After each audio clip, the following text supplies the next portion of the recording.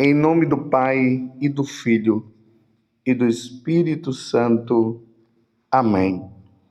Naquele tempo, chamou Jesus a multidão com seus discípulos e disse: Se alguém me quer seguir, renuncie a si mesmo, tome a sua cruz e me siga. Pois quem quiser salvar a vida vai perdê-la, mas quem perder a sua vida por causa de mim e do Evangelho vai salvá-la. Com efeito, de que adianta ao homem ganhar o mundo inteiro se perde a própria vida? E o que poderia o homem dar em troca da própria vida? Se alguém se envergonhar de mim e das minhas palavras diante dessa geração adúltera e pecadora, também o Filho do Homem se envergonhará dele quando vier na glória do seu Pai com seus santos anjos.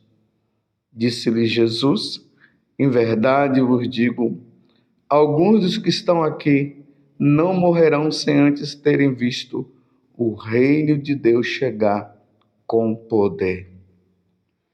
Palavra da salvação, glória a vós, Senhor. Meus irmãos e minhas irmãs, estamos no Evangelho de São Marcos, capítulo 34, até o capítulo 9, versículo 1. Agora que as pessoas elas já estão ali no seguimento de Jesus, ele fez aquela pergunta ontem para os discípulos lá em Cesareia de Filipe, perguntando para eles no dizer do homem, o que é que as pessoas vêm dizendo, ou seja, no dizer das pessoas, o que é que elas estão falando a respeito de mim. Aí nós vimos ali Pedro respondendo: Tu és o Messias. Mas os discípulos foram dizendo: uns dizem que o Senhor é João Batista, é Elias e assim por diante. E Pedro foi lá e disse categoricamente: Tu és o Messias, o Filho do Deus vivo. Então Jesus começa a narrar agora que a sua missão, ele vai ser entregue na mão dos homens, será desprezado pelas autoridades religiosas daquele tempo. Ele vai morrer, vão matá-lo, ele vai morrer, ao terceiro dia irá ressuscitar. Então Jesus agora está diante daquela multidão, está querendo mostrar para as pessoas a missão dele. Mas ao mesmo tempo, agora Jesus traz de forma mais clara. Vocês se lembram que ontem eu dizia que existem aquelas pessoas que seguem Jesus porque querem alguma coisa em troca? Querem carro, querem resolver seus problemas administrativos. Tem gente que está atrás de Jesus porque até agora não casou e vive pedindo a Jesus: me arruma uma pessoa que eu preciso casar e tudo mais. Mas agora Jesus está dizendo claramente o que ele veio fazer, que foi morrer para nos salvar. E ao mesmo tempo agora ele fala para nós: olha, vocês querem me seguir? Então vocês estão me seguindo só porque foram tantos milagres feitos?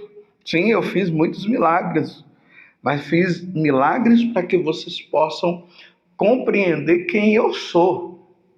Eu sou Deus. Mas agora vocês querem me seguir? Então, se vocês querem me seguir, então vocês terão que viver o que eu vivi também, o que eu vou passar. O Filho do Homem vai ser entregue nas mãos dos homens. É isso. Está entendendo? Então agora ele está dizendo: querem me seguir? Então, se alguém me quer seguir, renuncie a si mesmo. Então, tire os seus gostos do seu coração. Me desculpe eu dizer assim, pare de ser menino ou menino mimado, criança mimada. Pare de ser menina mimada. Então renuncie às tentações, renuncie a tudo aquilo que afasta você de mim. Procure viver uma vida santa. Deixa a soberba de lado, como na primeira leitura hoje nós vemos a narração da Torre de Babel, Gênesis 11, do versículo 1 até o 9, onde os homens começaram a dizer: façamos para nós uma cidade, uma torre, cujo o cimo atinge o céu, assim ficaremos famosos e não seremos dispersos por toda a face da terra. E aqui é o símbolo, quando eles falam isso aqui, é o símbolo da soberba. E aí Deus fez com que os homens agora tivessem essa diversidade de línguas, justamente por causa do orgulho que eles estavam. Então renuncie ao orgulho, renuncie à soberba. E renunciar a todas essas coisas significa deixar Deus como prioridade. Então renuncie a si mesmo, pegue a sua cruz e me siga. Jesus não está minimizando nada. Ele está dizendo que uma vez que nós vamos segui-lo, nós vamos passar por sofrimentos também. Você está disposto? Eu me lembrei agora daquela beata Alexandrina, depois vocês procurem ver, ela que tinha praticamente se consagrado a Deus, queria ser inteiramente de Jesus, e de repente ela estava em casa, uma pessoa entrou lá para roubar e queria violentá-la, e ela pulou do prédio ali da casa dela e acabou quebrando a coluna cervical dela.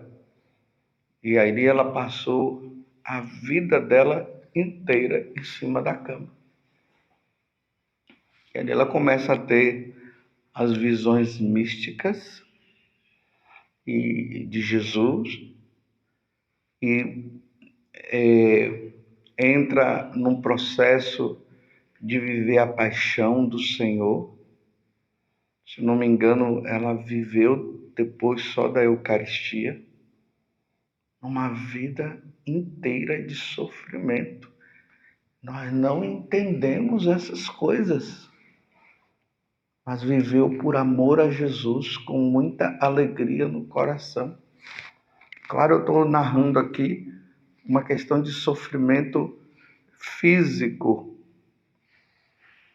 mas existe também os sofrimentos do dia, outros tipos de sofrimento, perseguições que nós vivemos por parte de pessoas, os desprezos que as pessoas nos fazem. E o ruim é quando nós somos desprezados pelos próprios membros da família. Estão compreendendo? E tem pessoa achando que agora que eu vou seguir Jesus, eu não vou passar por situação de sofrimento nenhum, não vai ter acidente que vão me atingir, nada. Não, meus irmãos. Pode ser que isso não aconteça, como pode ser que aconteça.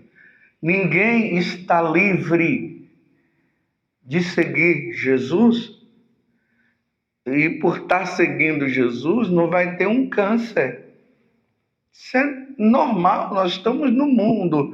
Tudo isso é consequência do pecado original. No paraíso, antes do pecado, não era assim e não iria acontecer. Mas diante da liberdade que Deus deu, infelizmente Adão e Eva pecaram, aí o sofrimento entrou no mundo, veio a morte, veio tudo. Então, aí Jesus continua: tome a sua cruz e me siga.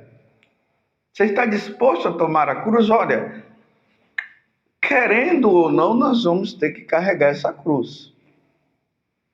Eu não sei qual será a sua cruz. Eu sei das minhas. E como eu tenho. E que cruz. Mas estou seguindo Jesus e quero ser fiel. Não estou dizendo que eu sou santo, porque de 15 em 15 dias eu procuro me confessar, porque as tentações são grandes, as situações estão grandes, mas estou seguindo. Não é fácil seguir nosso Senhor Jesus Cristo, não. Santa Teresa d'Ávila, ela diz assim que não é qualquer um que reza o Pai Nosso. Porque quando chega naquele momento que diz assim, seja feita a tua vontade, assim na terra como no céu, seja feita a sua vontade. Isso aqui não é fácil, não. Pedir que a vontade de Deus seja feita, e muitas vezes a vontade de Deus não concorre para a nossa vontade, para aquilo que nós queremos. Então, quem quiser salvar a sua vida, vai perdê-la. Mas quem perder a sua vida por causa de mim, do Evangelho, vai salvá-la. E aqui, Jesus está falando de vida eterna, meus irmãos. Não fica pensando que essa vidinha aqui nesse mundo, não. Ele está falando de vida eterna, que isso fique bem claro. Então, quem quiser salvar a sua vida, ou melhor, quem quer ter vida eterna, quem quiser entrar no céu, vai ter que perder. E isso por causa do Evangelho, por causa de mim, do Evangelho, aí sim vai perder essa vida para ter a vida eterna. Aí ele faz essa pergunta: de que adianta ao homem ganhar o mundo inteiro se perde a própria vida? De que adianta o homem ganhar o mundo inteiro e depois ir para o inferno, meus irmãos? De que adianta viver nesta vida de prazeres? De que adianta viver nesta vida longe de Deus? E depois ir para o inferno? É isso que Jesus está dizendo aqui. E o que poderia o homem dar em troca da própria vida? Dinheiro, sexo, prazer, orgia, mentira. De que adianta? De que adianta essas pessoas entrarem na igreja e ficar cometendo todos os tipos de sacrilégio? De que adianta as pessoas ficarem levantando as bandeiras aí dos seus grupinhos, e os grupinhos que vão contra os ensinamentos do Senhor? De que adianta ganhar o mundo inteiro com essas coisas e depois ir para o inferno? De que adianta, meus irmãos? Estou falando sério, é uma coisa muito séria que nosso Senhor está trazendo para nós hoje no Evangelho. E que adianta ter poderes para prender, soltar quem quer que seja de forma injusta, inventando tantas mentiras, e um dia vai ter que prestar conta da tua vida, da sua vida, diante de Deus. De que adianta? Aí Jesus prossegue: se alguém se envergonhar de mim e das minhas palavras diante dessa geração adúltera e pecadora, também o Filho do Homem se envergonhará dele quando vier na glória do seu Pai com seus santos anjos. Então Jesus agora está falando da segunda vinda dele. E se as pessoas se envergonham de ser católico, se envergonham de professar a sua fé, se envergonham diante dos amigos de dizer que eu sou católico, sim, é por isso que os mártires não se envergonharam e foram fiéis até a morte, e por isso eles agora estão no céu. Mas lembremos também, meus irmãos, que muitos na hora do martírio arrefeceram, ficaram com medo, acharam melhor preservar essa vidinha nossa aqui, que dura 100 anos no máximo. Ficaram com medo na hora. Não estou dizendo também que isso é muito fácil, não, mas ficaram com medo, perderam a salvação. Imagina Jesus tendo vergonha de mim, dizendo: Padre José Augusto, eu te chamei para você ser um sacerdote, o meu sacerdote. E na hora lá você ensinou errado, você se envergonhou de mim, você entrou nessas ideologias, você começou a falar mentiras no púlpito, falando que eu sou um Deus de amor e tudo, e estava certo, mas depois você começou a falar que ninguém precisaria se preocupar com o pecado, porque todo mundo vai se salvar. Você começou a falar que no domingo, que o domingo que é para as pessoas reservarem para estar comigo, prestando o culto. Na celebração da Eucaristia, você começou a dizer que isso foi criação dos homens. Você começou a dizer que o domingo não tem nada a ver, que ninguém é obrigado a ir na missa no domingo. Ninguém é obrigado. O terceiro mandamento diz guardar os domingos de festa. E você começou a ensinar errado. Isso é uma vergonha. É uma grande vergonha. Você ensinou errado. Em vez de você encaminhar as pessoas para o céu, você encaminhou as pessoas para o erro. E até para o inferno. Deus me livre de acontecer isso comigo. Que Deus me dê a graça dessas coisas não acontecerem, mas poderia acontecer, poderia, meus irmãos. Poderia. Quem está em pé, cuide de não cair. Dá-me a graça, Senhor, de ensinar sempre o que é certo, meu Deus do céu. Em verdade, vos digo, alguns dos que estão aqui não morrerão sem antes terem visto o reino de Deus chegar com poder. E aí, meus irmãos, o que Jesus está falando é o seguinte: no tempo dele, ele falou aquilo, só que a palavra de Deus, ela vai além do nosso tempo. Então, Jesus está dizendo que naquele tempo as pessoas iriam vê-lo vir na sua glória, mas já passou o tempo deles. Agora nós estamos num tempo nosso. E essa geração, como ele disse, é uma geração adúltera. O adúltero é aquele que rompe o seu compromisso com Deus. Ele promete, o homem e a mulher prometem ser fiéis na alegria, na tristeza, na saúde, na doença, e depois eles começam a fazer tudo diferente e tudo errado. Eles rompem aquela aliança que foi feita. Então Jesus está dizendo que essa geração é uma geração que vive rompendo com ele, rompendo com os ensinamentos dele. Aí ele está dizendo: esta geração me verá, eu vindo na glória. E aqueles, meus irmãos, que quando ele voltar na sua glória, não estiverem sendo fiéis a ele, ele já disse lá no Evangelho de São Mateus, que ele vai separar as ovelhas dos cabritos, e uns vão ficar à direita e outros vão ficar à esquerda. E eu não quero ficar na esquerda, e eu sei também que você não quer ficar na esquerda. Vamos ficar do lado direito.